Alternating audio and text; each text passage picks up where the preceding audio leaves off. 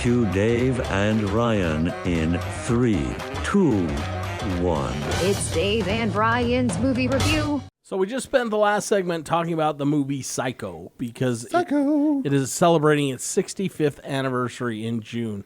Such a great movie. But you know what? The movie is really nothing without the man that directed it, and he created so many other fantastic films. So we're going to take this segment and we're going to talk about Alfred Hitchcock.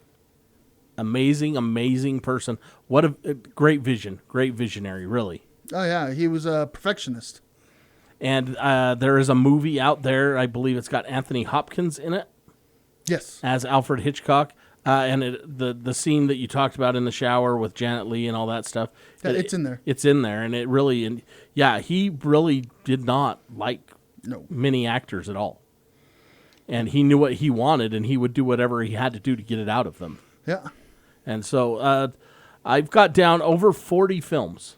Is that kind of what you got? He's got a bunch of them. Got over 40 movies. He was making movies back in the 20s, actually. Yeah, his first film he ever made was a German film. I have it here where it's called The Pleasure Garden. Okay. Was in 1925. See? It's the 20s. It's a British-German film. And he was British. He was born in England. Yep. And started, making his way through there. I have a couple of movies really quick that I wanted to just talk about, and then we're going to get more into him. A couple of my favorites personally that have stood the test of time that other people have talked about and alluded to. And the first one is 1948's Rope. It's 120 minutes, or an hour and 20 minutes long. Has Jimmy Stewart in it. Yeah, Jimmy Stewart. And this is the movie about the two gentlemen that kill a man and then hide his body in a trunk and then have a party and use the trunk as a centerpiece, thinking that they're going to get away with this. And it's very, very, very good. But the funny thing that I found out about this, it was adapted, the screenplay was adapted by Hume Cronin. Really? Yes. And it was based on a play that was written by Patrick Hamilton, who also wrote the movie Gaslight. Wow. All of you kids out there that think that gaslight is a new term. No, it's not. Don't gaslight them, Dave. I'm not gaslighting you about this. I'm not. In fact, my daughter asked me one time about it, and I says, gaslighting, the easiest way to define it is whatever you think it is, you're wrong. So, but I love this movie. It's really, really good. And then another one came out 3 years later, Strangers on a Train. This is the one where the guy tries to... I don't know if I've seen this one. This is the one where the guy tries to convince the other guy that two people could get away with murder by killing the other person that they hated the most in the world. Does that make sense? So, like, he was trying to talk this guy into killing someone that he hated, and then he would return the favor to them because they just met on a train. There's no way you could tie the two of them together. Okay? This one is 1 hour, 41 minutes, stars Farley Granger and Robert Walker. The screenplay was written by Raymond Chandler, who also wrote the Philip Marlowe series, The Private Detective. Oh, okay. Okay, but it was based on a novel by Patricia Highsmith, who wrote The Talented Mr. Ripley. That's a good show. And now and that's what I was going to allude to, is we talked about good stories. Yes. And that's where every Hitchcock movie starts.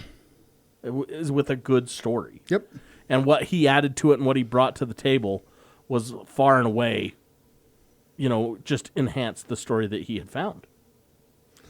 Yeah. So one of the main reasons why his movies were so successful is because of the actors. Back in the day, I'm not saying that today's actors don't have this, but back in the day, those actors, they had like charisma. There was something about them that was just magnificent. Like you said, Jimmy Stewart is a perfect example of that. Great actor. Mm-hmm.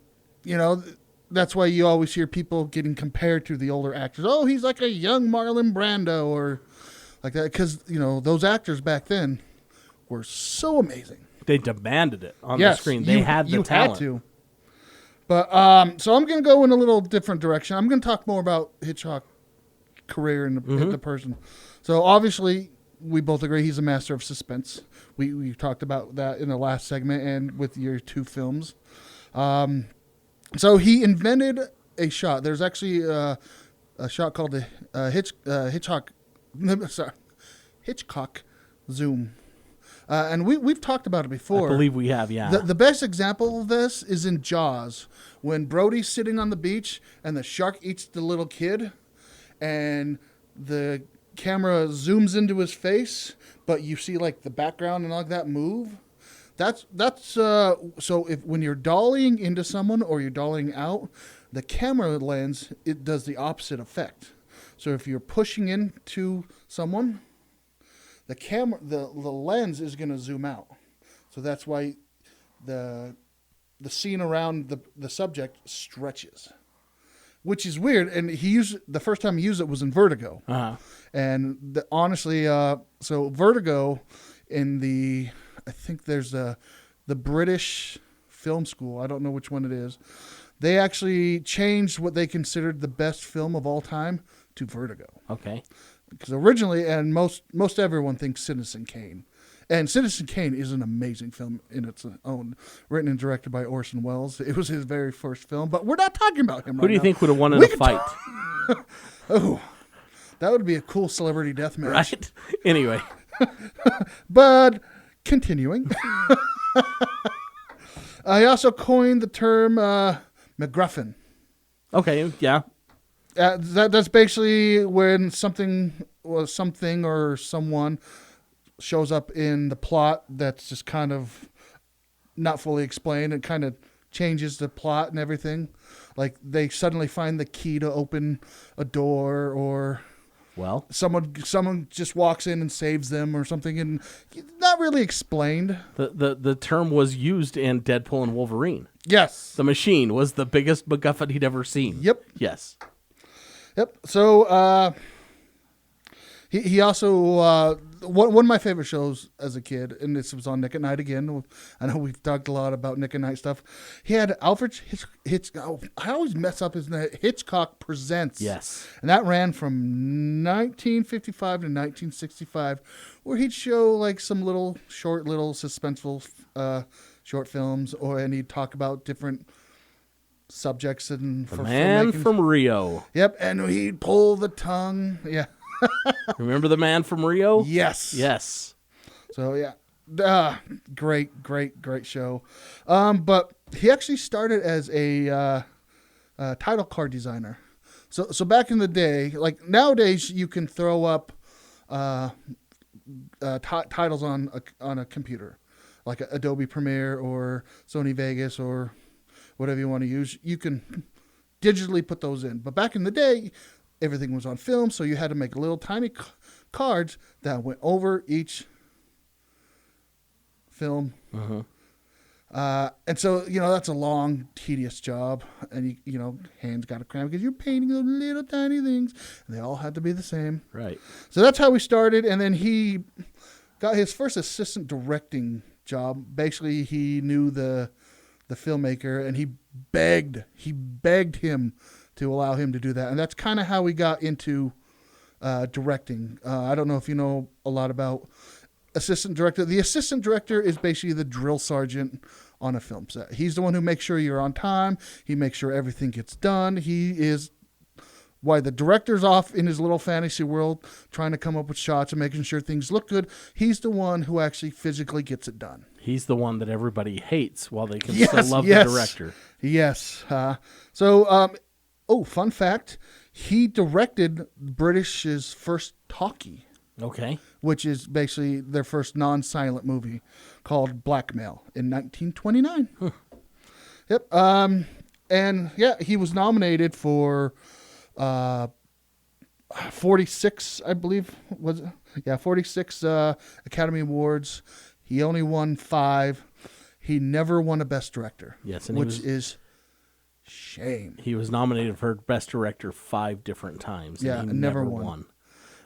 Which is just horrible. It really is, especially when you think about how much people lean into him now. Yeah, but speaking of some of my favorite Alfred Hitchcock films, North by Northwest, great movie. The scene with the plane at the end, you see it recreated all the time. I know Family Guy did a very funny one. Peters is out in the middle of a cross section, and then was it Stewie in the plane? I think it was Stewie flying the plane. The Birds. Great You know, movie. if you're scared of birds, but don't I watch will this say one. this about The Birds. I remember we watched The Birds in school when I was in like 8th grade. And the only thing that bugged me about The Birds, and it still bugs me about it today, it never says why the birds did what they did. Yeah, and so those were all real life birds. Yes.